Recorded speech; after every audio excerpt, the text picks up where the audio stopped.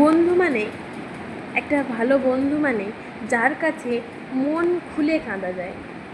হয়তো আমার কারোর সাথে ঝগড়া হয়েছে, সেই তার ওপর আমি তাকে আমি কিছু বলতেই হয়তো পারিনি, কিন্তু সেই রাগটা আমি আমার বন্ধুর ওপর ঝেড়ে দিলাম। এটাই হলো বন্ধু।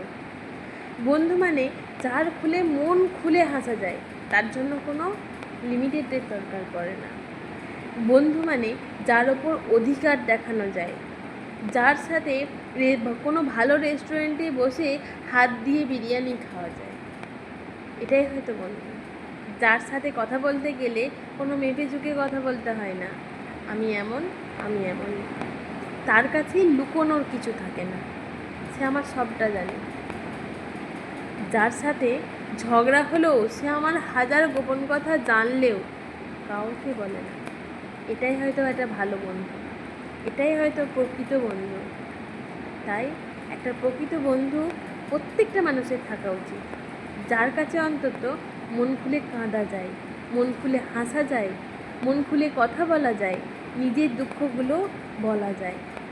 এই মনে দুঃখ যদি পুষে রাখো তাহলে যন্ত্রণা বাড়ে, কিন্তু সেই বন্ধুকে এমন একটা বন্ধুকে বলা উচিত যার কাছে গোপনই থাকবে, তোমার কোনো কথা কারোর কাছে প্রকাশ কোনো দিনই পাবে না। এরকম একটা বন্ধুত্ব প্রত্যেকটা মানুষের জীবনে একটা করে থাকা দরকার, তাহলে জীবনটা খুব সুন্দর হয়। কিন্তু এরকম একটা বন্ধুত্ব পাওয়া খুব মুশকিল। দেখে শুনে বুঝে শুনে বন্ধুত্ব করতে হয়, সব বন্ধুরা একরকম হয় না। তাই আমার মনে হয় বন্ধু মানে একরাশ ভালোবাসা, যার কাছে কোনো লুকোনোর কিচ্ছু থাকে না, সবটা গোপন। আমার সবটা সে জানে, আমার কিচ্ছু লুকোনোর নেই তার কাছে।